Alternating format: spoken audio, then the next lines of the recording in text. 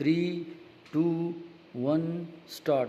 The government must have heaved a sigh of relief on securing commitments from allies China, Saudi Arabia, and the UAE to roll over Pakistan's bilateral debt of $12 billion for yet another year. Full stop. Next para. This rekindles hopes of approval of the new $7 billion IMF bailout, crucial to shore up Pakistan's official international reserves and meet its foreign financing needs, by the lender's executive board later this month. Full stop. These loans come up for a rollover at different times every year because we are unable to repay them due to a liquidity crunch. Full stop. That these countries have apparently declined, or deferred, Pakistan's request to extend the maturity period of the loans to 3 to 5 years to provide greater predictability over the tenure of the IMF program showed that even friendly nations are hesitant to bet on us over the long term. Full stop. Next para.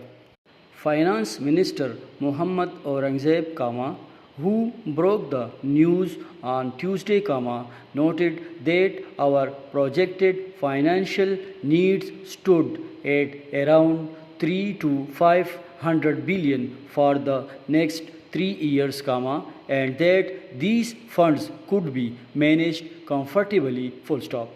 According to him, the government had received offers from foreign commercial banks for concessional loans and has hired a Chinese advisor to launch the Panda bond to initially raise $300 million amid efforts to reprofile the Chinese energy debit of $15 billion for a longer period to ease pressure on the fragile external account. Full stop. Next para.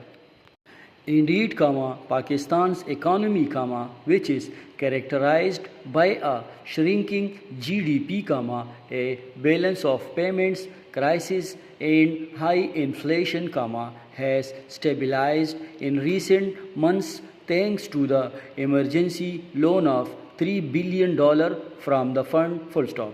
However, its short to medium term outlook remains uncertain. Full stop. The country needs nearly $25 billion annually to finance its large trade deficit and repay its foreign debt, while it has around $9 billion in its reserves. Full stop. Next para.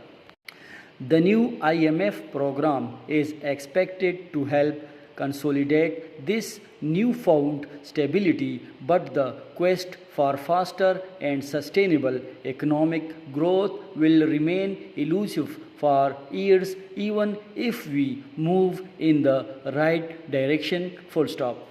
Most of us, including the policy makers, believe that compliance with the IMF's conditions and its successful reviews constitute the much needed structural reforms. Full stop. Next para.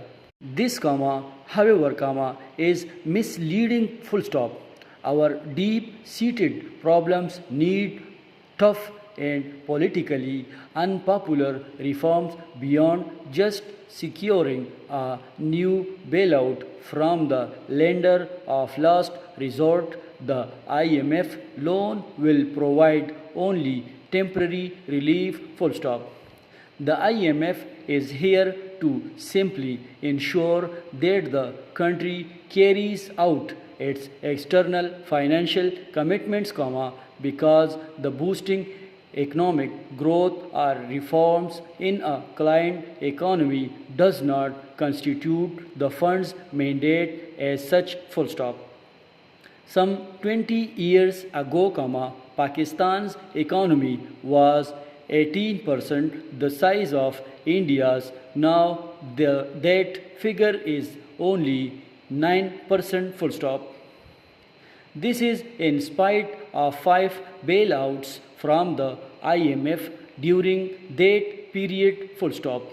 This means we must look beyond the temporary support of bailouts to overcome our crisis, full stop, end.